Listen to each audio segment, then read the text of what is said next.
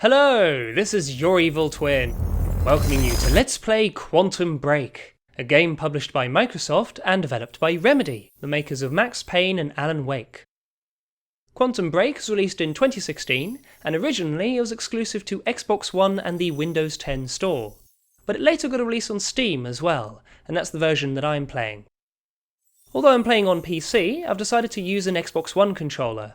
I usually prefer mouse and keyboard, but in this case I actually feel that Quantum Break plays better using console controls. Quantum Break is about a time travel experiment that goes wrong. In fact, it has some of the smartest, most well thought out time travel I've ever seen. But it's also about human, character-driven issues, such as mending a broken family, best friends turn mortal enemies, and clashes of philosophies such as fate versus free will, and whether it's possible to do bad things for the greater good. There's also a novel, Quantum Break Zero State, which tells an alternate version of the story where things play out differently. It's quite an interesting read. Quantum Break is mostly an action-adventure third-person shooter, with superpowers and occasional platforming.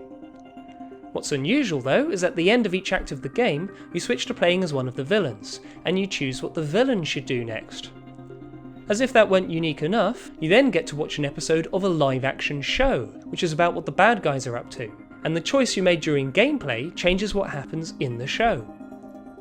You might recognise some of the faces on the menu screen. Quantum Break is a cast of well-known actors and actresses, so it feels like you're playing the video game tie-in for a TV series such as Fringe, or Heroes, or Lost, or 12 Monkeys, or Continuum. Except it isn't an adaptation of a TV show. The game is the show, and the show is the game.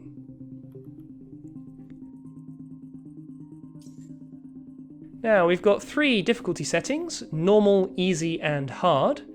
If you play the game on normal or easy, you can get away with playing it as a pretty typical third-person cover shooter, and not bother to use your special powers much. It's not much fun to play it that way, but you can get away with doing it.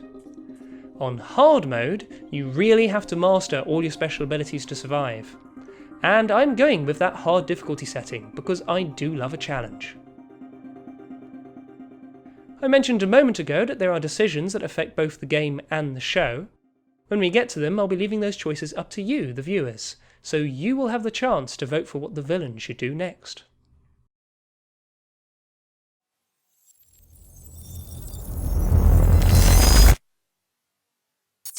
Act 1.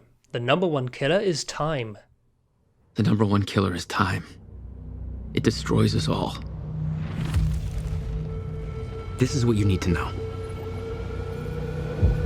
Time broke. A growing fracture leading to the end of time.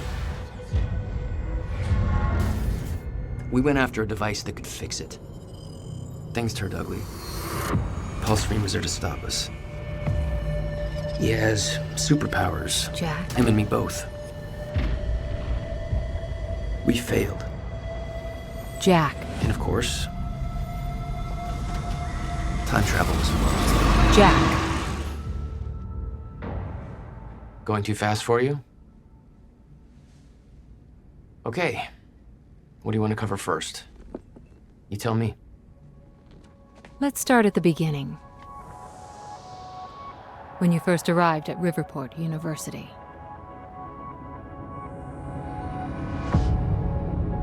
I came back home to see my best friend, Paul Serene. He wanted to show me what he'd been working on. My brother Will was a scientist. He was also involved.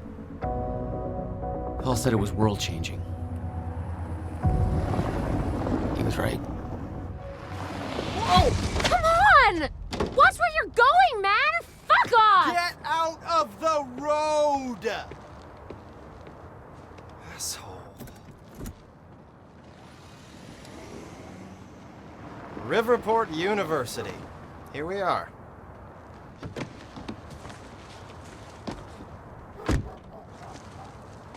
Hey, thanks for the ride. No problem.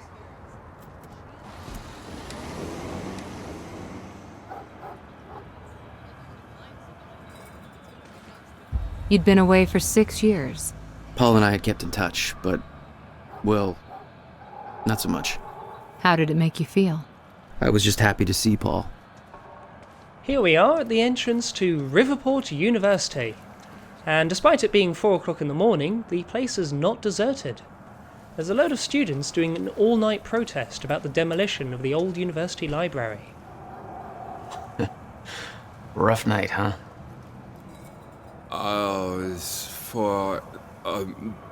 It's just whatever's doesn't even matter anymore. Yeah. I think he's done protesting for the night. I guess I should go find Paul. The library is being demolished to make way for a new research facility, sponsored by the company Massive Dynamic. Monarch Solutions. Paul told me to meet him at the physics building. This map is our first narrative object. Narrative objects are the main type of collectible, and they're also a bit of optional storytelling. We're going to be finding all of them, so that we can learn everything that's going on. I doubt he's out here. I better head into the campus. If only we could find someone sober we could ask for directions. How about that guy over there? He looks like he can stand up straight. Good morning. Yeah. You'll notice that there's no button prompt to speak to him, and that's because this is a fresh playthrough with nothing unlocked. Whatever you want. I don't have the time. However, if you finish the game and then replay the first act, you can actually have a conversation with Martin Hatch. Hey, you work for Monarch, don't you? I've seen your face on the news. Guilty as charged. An anti-Monarch protest doesn't exactly seem like your scene. I like to keep a close eye on the opposition. Uh-huh. A little dressy for 4 a.m., don't you think? It's a very special occasion. I'm guessing you're not referring to the protest. Let's call it a private function. You'll have to excuse me, I have work to attend to. And with that, let's time warp back to the main playthrough. Having a conversation with Martin Hatch is a sort of New Game Plus bonus, a little reward for playing the game a second time. You might recognise him as the actor Lance Reddick. Where'd that guy go? I mainly know him as Lieutenant Daniels in The Wire and Colonel Broyles in Fringe. And he's got his own jazz album. He's a great singer. When it's time to say goodbye and there's nothing else to say, still you ask the question why, and I struggle to explain for the 1,000th time again. He was also in Oz and Lost, and recently it was great to see him in the awesome PS4 game Horizon Zero Dawn as the mysterious figure Silence. In fact, he's always playing either mysterious figures or authority figures. In Quantum Break, he's playing both. This protest flyer is our second narrative object. I've extracted the image and text from the game files to make them easier to read on video. So if you'd like to properly read it, you can pause the video for as long as you need. I'm also putting these narrative objects in the Something Awful forum thread. Some of you might prefer to read it there. Paul. Jack. I just got to the campus. Where are you? God, it's good to hear your voice. When you hit the courtyard, look right, you'll see this fancy modern physics building with the lights on. I'll meet you inside there. I am so looking forward to this, man. You still haven't told me what this is. I know. See you soon. Why 4 a.m.? Why not wait till morning? Paul had always been a showman. Jack's ringtone is a tune from Alan Wake, Remedy's previous game. Interesting bit of graffiti here. That's vaguely ominous. Jack Joyce is played by Shawn Ashmore. You might better know him as Bobby Drake, Iceman in the X-Men movies. He was also in the TV series The Following. Some protest. In his early days, he was the lead in the kids series Animorphs. He's also got a twin brother, Aaron Ashmore, who's been in sci-fi series Killjoys and Warehouse 13. Hey, do you know where the physics building is? You mean the big-ass metallic turtle behind me? Hard to miss, man. Thanks. Both brothers, Shawn and Aaron, were actually in an episode of Fringe together. Babe, can we go home yet? There's a poster here saying "Stop Monarch Problems" rather than "Monarch Solutions." Note, this is a non-alcoholic event. Clearly that went to plan. Bunch of other posters and leaflets here that look appropriate for a university campus. I especially like the one that says "I make math make sense." There's another notice board advertising a guest seminar by Dr. Sophia Amaral, head of the Physics Research Division at Monarch Solutions, and she's going to be talking about chronon particles. There's also a poster for Stone Crow, a tribute band to the Old Gods of Asgard from Alan Wake. Chronon is actually the correct technical term for a theoretical particle of time, although Star Trek preferred to call them chronoton particles. In Quantum Break, chronons are like the Higgs boson discovered by CERN in 2013. Come on, Amy, call it a night. There's nobody left to convince. While the Higgs boson gives things mass, chronons give things time. Protests seem like a lost cause. Maybe sympathize with the students. LLP, Library Liberation Party.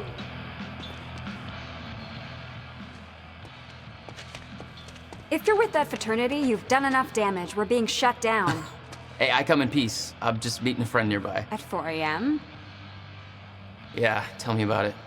Well, we're spreading awareness about Monarch Solutions, so if you want to know how badly they're giving us the shaft, then you could just ask me. This protest is surprisingly big and well organized. All right, what's going on here? Okay. How would you feel if you knew a corporate monopoly was taking a massive dump all over your personal history? That's quite an opener. Good. Because that beautiful library over there is over 100 years old. It's part of the city's heritage. And Monarch Solutions plans to tear it down tomorrow. Do you want to know why? We've got a chart with all the details. Amy is played by Amelia Rose Blair from True Blood and the Scream TV series. Monarch's tearing down the library to build another research facility. For what? I bet you're gonna tell me. To push their corporate agenda. I mean, look at those numbers. They're slowly taking over the city and everybody's completely blind to it. It doesn't look good. Hey, I gotta meet my friend, but you keep fighting this, okay? All right. Enjoy your booty call. Not exactly. If only that's why we were here. On that Monarch timeline, it says no one knows who's really running the company. Now at first I thought that shouldn't be possible, it would be a matter of public record. But in 2015, people discovered that GetMe, a ride and delivery service similar to Uber, had a secret CEO. The person originally listed on official records had left the company, and GetMe didn't reveal the name of the new CEO until 2016. Weird, huh? Someone having a nap back there. Let's have a look at this TV.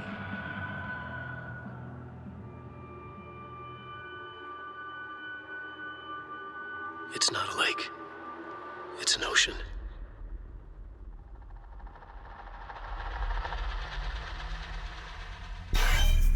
He's been gone for 5 years. Dark matter and dark energy constitute over 95% of our universe. We're just a speck of light floating in an endless ocean of darkness.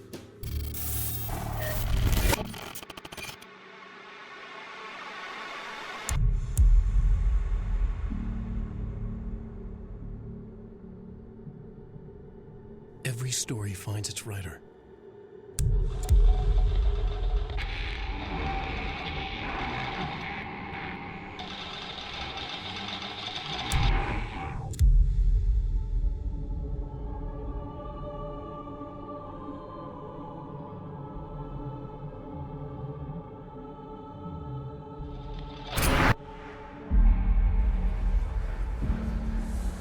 Wake has a bloody knife in his light of the flashlight. He smiles a wicked Stacy lies in the blood on his face, eyes staring.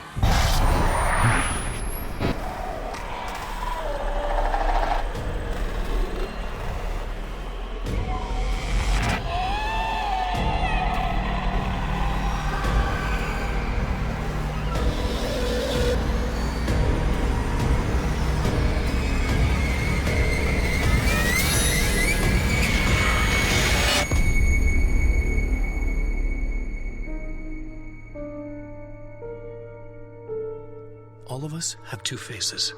The one we wear for all to see, and the face that lies beneath in the dark. So it looks like in the world of Quantum Break, there's a film or TV show based on Alan Wake's novels. Of course, really, that was just a bit of fan service. Remedy saying that although Quantum Break isn't Alan Wake 2, they haven't forgotten about it. One of the characters in the video, Alex Casey, is actually played by Sam Lake, the creative director of Remedy, who was the original face for Max Payne. Annoyingly, the video didn't come with any subtitles, so I'm having to make them myself. The same goes for this radio broadcast. Hey, it's Bobby Radford here on the tail end of the night shift. How you doing, Riverport? Burning the midnight oil? Just waking up? Or you getting ready for bed? Or maybe you're asleep. I wouldn't blame you. Not a lot going down in downtown tonight. Unless you're at the Riverport University campus, where the protest against Monarch Solutions is still going on. You see, Monarch wants to knock down the old campus library and put up a brand new building. The protesters are saying that building's a part of our heritage, and we don't need Monarch gobbling up yet another bit of Riverport. Personally, I'm with the activists on this one. I'm sure Monarch's new building will be big and shiny, but well, come on, who gives a shit? I love that old library, even if it is kind of falling apart. I like things with character. And Monarch, hell, they've got all the character of a brand new smartphone. Sure, call me a hipster, whatever. I just think you don't have to be a smug douchebag with organic sneakers and an ironic NASCAR cap to prefer a nice corner restaurant with personality to yet another Olive Garden, you know? Still, much as it pains me to say this, I think this is a done deal. Monarch's gonna take that library down tomorrow no matter what we say. Might as well pack it up and go home and get ready for the next fight. Because you know, they aren't done with our town yet, right? While listening to Bobby Radford, I noticed there was some kind of weird machine down here. That looks rather out of place. It is a nuisance that the radios and TVs don't come with subtitles. Apparently the reason is that they didn't want there to be any subtitle clash if you talk to someone at the same time as a broadcast. Paul had always been hungry for success. Driven. He made it onto a lot of those top young professionals lists. And now he was coordinating some huge project at the university. It's a big deal for him. Hey, protest's over. At home. Not why I'm here, Chief. Holster that safety whistle. Prick.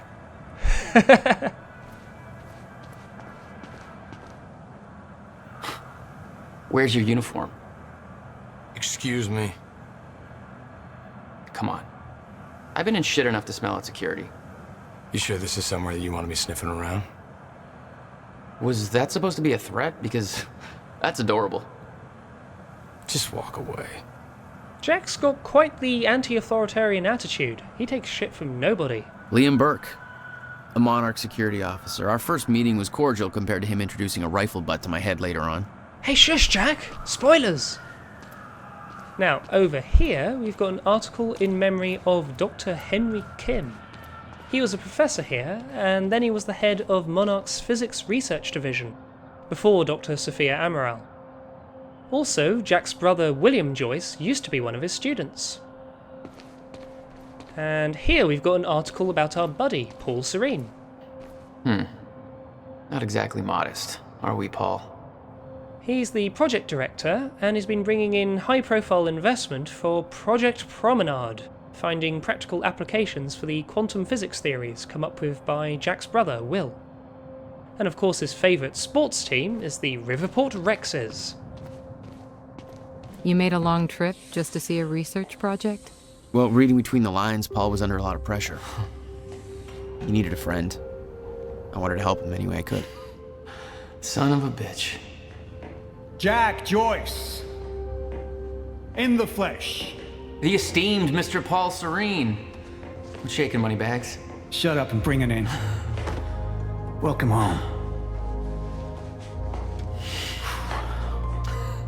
6 years. And I was starting to think you'd never come back. Yeah, me too. Come on.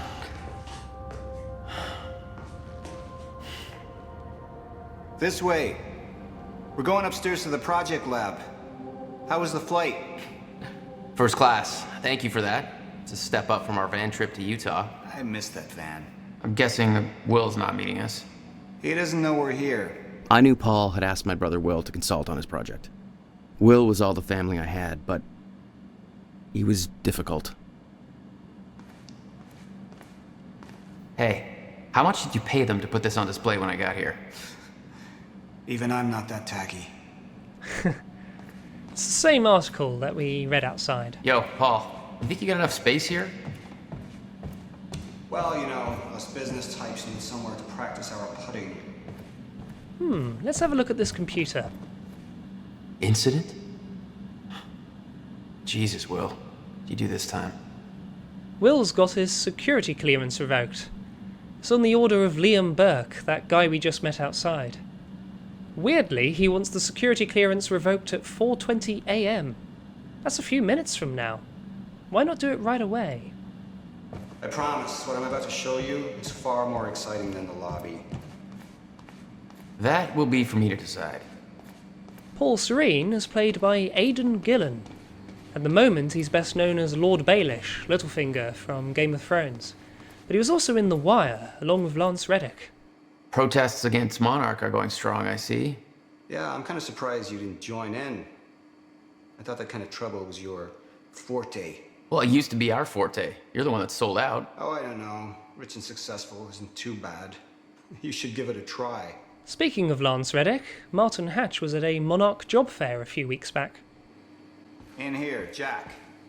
Going up. It's quite the facility you got here. What can I say? I have a knack of milking money out of wealthy investors. With both Lance Reddick and Aidan Gillen in this game, it's a bit of a Wire reunion. The main actors have all been in The Wire, Fringe, or Lost. There's more to this than you're letting on.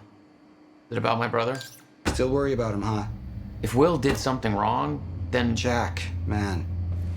Look, I've been tight-lipped about this for a reason. This project we've been working on is going to change the entire world. Why do I smell one of your long-winded presentations on the horizon? I would never. Oh, look. A perfectly placed presentation to illustrate the project. Now, who put that there? Oh, shocking. Okay. Enough joking. The lab's this way, Jack. Come on. If we look out the window, Jack's got a few words to say. The city had changed. Paul changed. Didn't feel right being back. It was your hometown. In 6 years, you never felt any desire to return? There was always more keeping me away. We can head straight to the lab, or we can sit and watch Paul's presentation for investors, and get a narrative object and an achievement. We'll get to your lab. I want to see your presentation. I know you love this stuff. Come on, man. Dazzle me. Well, if you insist. Progress. Our primary drive as a species. Over time, we have cured life-threatening illnesses. Explore the world. Oh, good. Going into marketing spiel mode. Don't ruin my flow. But there is one element which denies us true progress. Time itself. Now, I'm not a scientist, but here's how it's been explained to me. We've known that, in theory, a rotating black hole creates a deformation in space-time, potentially allowing travel through both space and time.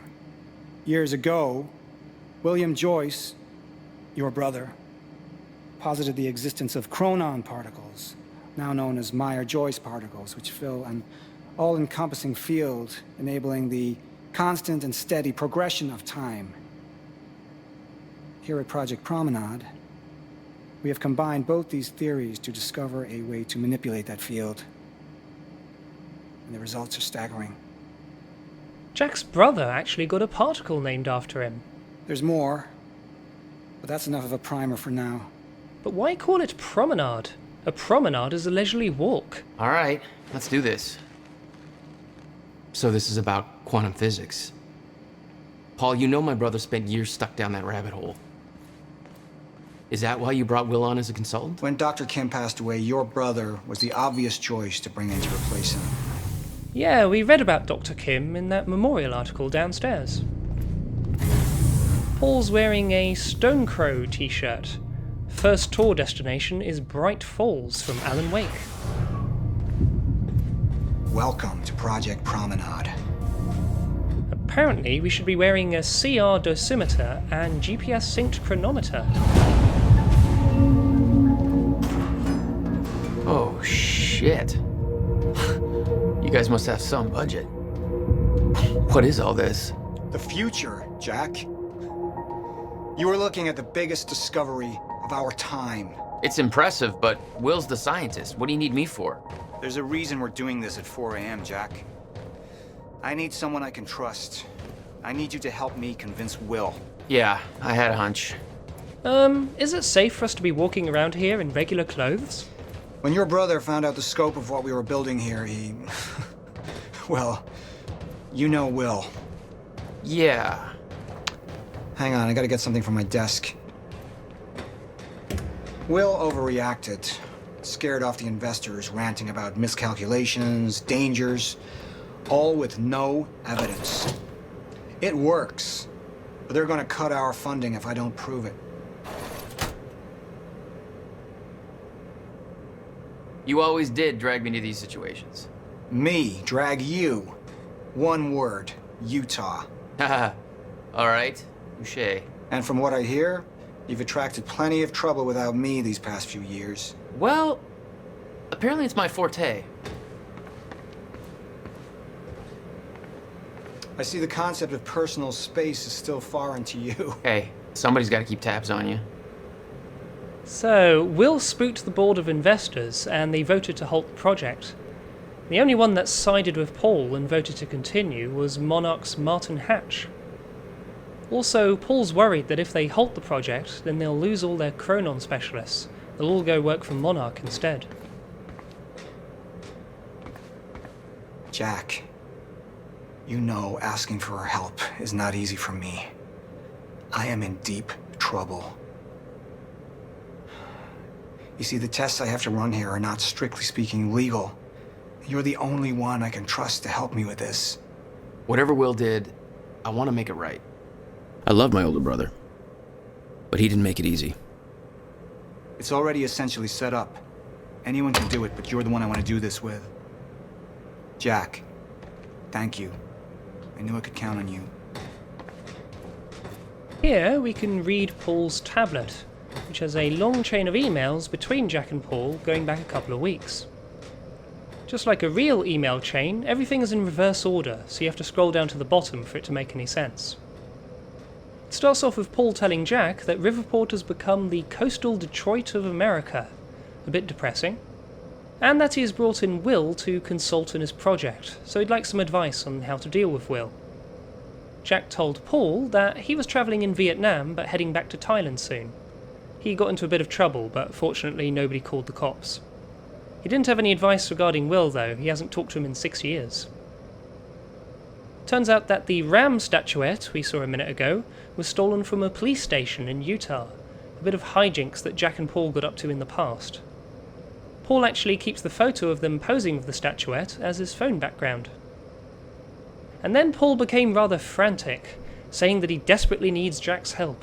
Everything he's built, his entire career, is all at risk of coming crashing down. And Jack was happy to fly on over from Bangkok to Riverport. But he asked Paul not to let Will know that he's coming home. As he puts it, not the kind of baggage I need to unpack right now. Warning! Particle collisions. Interesting warning symbol. Over here we've got a medical station, life-saving emergency equipment.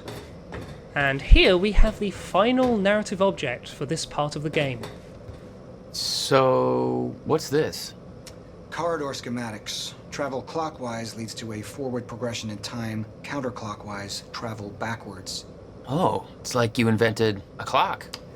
Yes. Years ahead of our time. It actually says Time Machine Functional Basics. Is Jack just joking, or is he really that dumb? I need you to push the lever over there, labeled Chronon Conduit. That'll activate the core.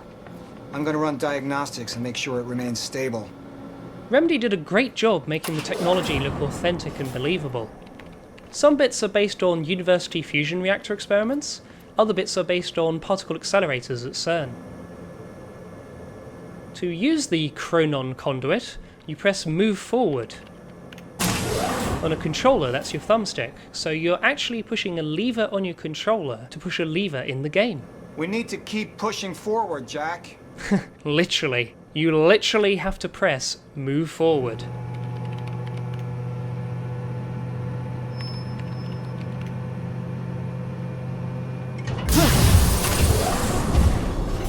That's just the chronon conduit initiating.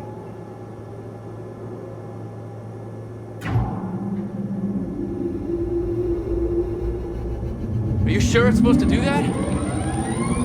Figures are all stable. What was that?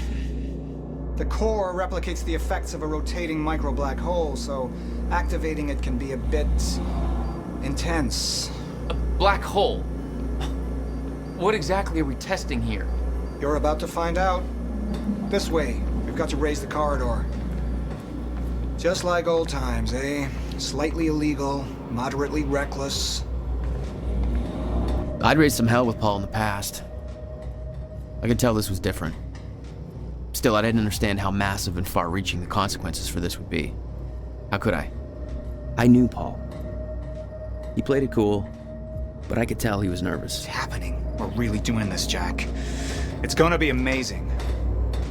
Say, Paul, have you ever heard of a game called Singularity? It's about a disaster caused by an artificial black hole. Here, take this. You need this key to activate the corridor. Surely we should have needed a key to create a black hole. I hope it's just temporarily imitating one. If that's a real black hole, then the human race could be stuck with it forever. We need to turn the keys at the same time to activate. Security precautions. Ready? It's like we're launching a nuke. Wait, we're not launching a nuke, right? One way to find out. 3, 2, 1.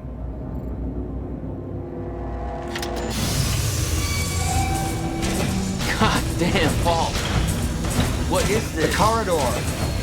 The passenger enters one end, travels around the loop, exits the other, and arrives at the predetermined time and the physical location where the machine is situated in that time. Passenger? Wait. This is a corridor for... You're actually going inside that thing? In the machine, through time? It's a fucking time machine. I'm going to be the first, Jack. And you're my witness. This is crazy, Paul. I mean, this can't be safe. What happens when... Our team has already proved it works in the trial phase. It is ready. We've passed every test, every inspection. We're about to make history, Jack. All you have to do is hit that switch. The rotating black hole changes movement through space into movement through time. It's called Project Promenade because you time travel simply by walking in a small circle. 2 minutes to the past. Remember this moment.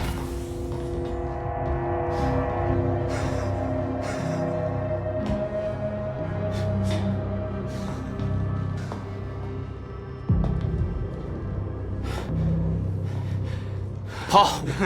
What? How... It's fine. It's okay. Stay calm, Jack. Stay calm. There's two of you. You just fucking multiplied. This is exactly what was supposed to happen.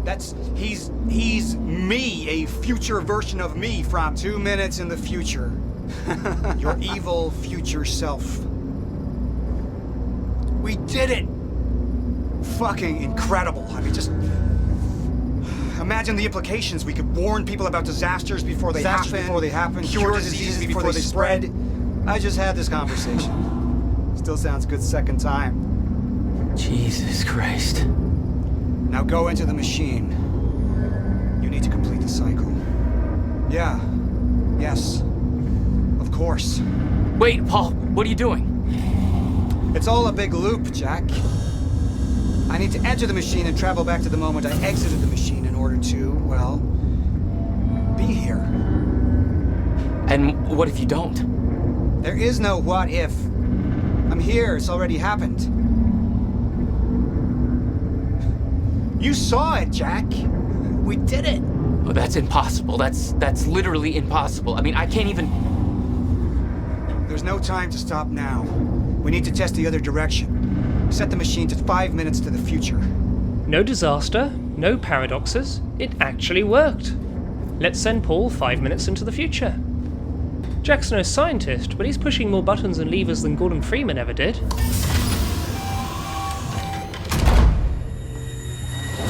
Uh-oh, what was that?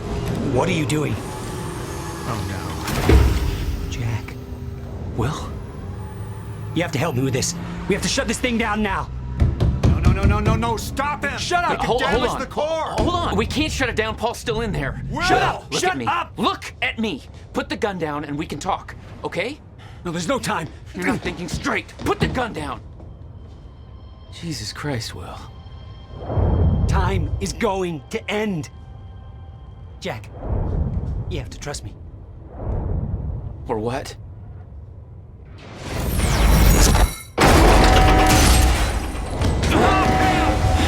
No, I gotta let you out.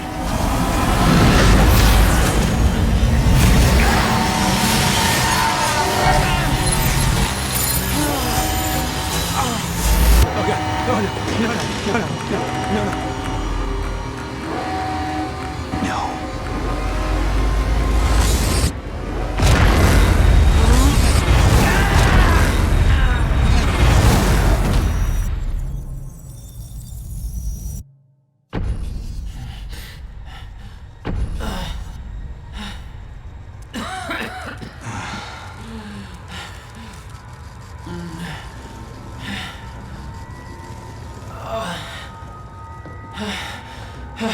You okay? I think so. I'll find a way out. Make sure Will's okay. Yeah. Okay. Oh no. That does not look good. I could hear Will's words in my head. Time is going to end. We just got the achievement, a fracture in time. You were there when time broke. Shouldn't have happened. What the fuck is this? Numbers were stable. It should have worked. We broke. It should have worked. Time. Oh sure, Paul, the numbers were stable. Did those stable numbers include the speed of light divided by 0? Is this really happening? That damn experiment introduced an inconsistency into the chronographic continuum. It's bent time out of shape. The Joyce field is destabilized. It's hemorrhaging chronon particles. This can't be real. How the hell? Without enough chronons, there's no flow of time. Jack's full of chronons, though, and wherever he walks, he gives off distortion waves, like he's disturbing reality around him.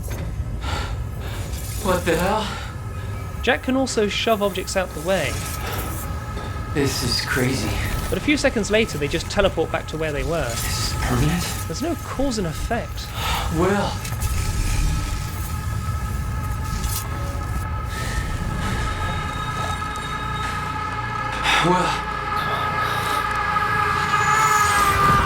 William is played by Dominic Monaghan. He was Merry in the Lord of the Rings films and Charlie in Lost. Jack. Hey, Will. Zero state. What have we done? She warned me. I knew she was right. All this time. I warned Paul. This could all have been avoided. We're too late.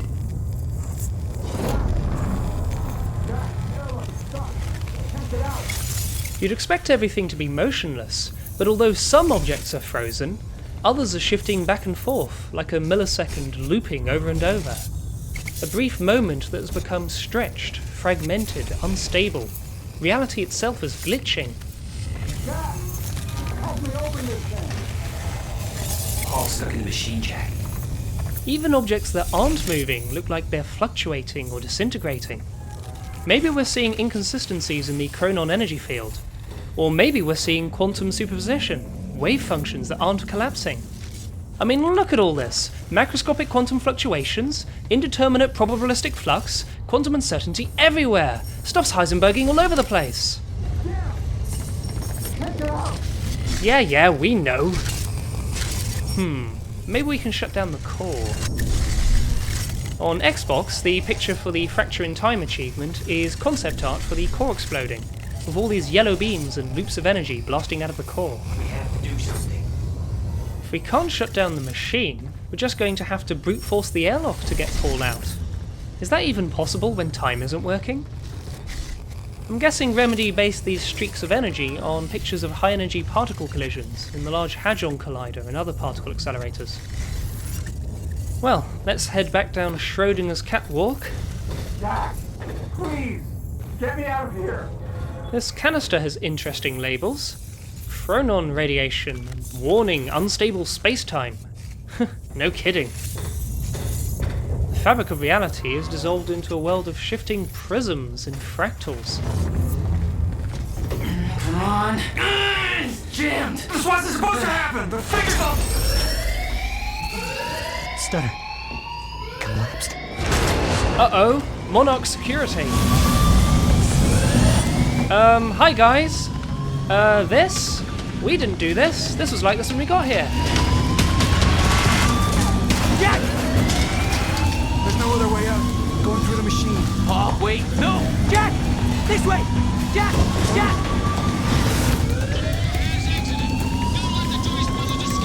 The machine is actually still turned on. The core's still active. Come on! Escape through the hatch I came into. So when Paul reaches the destination, 5 minutes in the future, hopefully the airlock should automatically open. Jack! In here! I hope those troops won't still be here. I didn't want to leave Paul, but there was no way to help him. I didn't know where he'd end up. Hurry!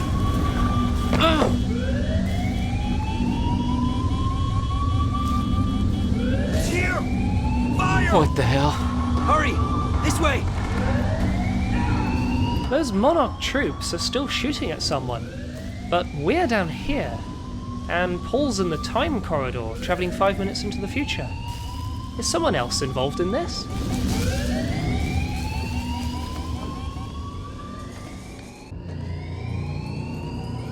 Jack, your hands. Gotta keep moving.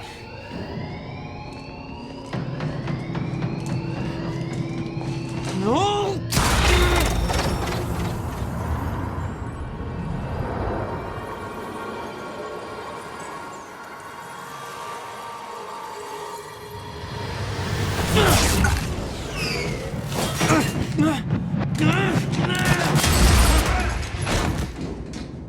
So, that concludes Act 1, Part 1 of Quantum Break.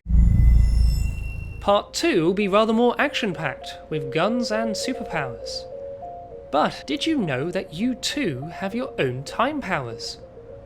YouTube is suggesting other videos of mine you might like to watch, as well as some other things you might like to do. And if you choose to click on one of those options, the path you choose will become the actual future. Thanks for watching, and be sure to join me next time.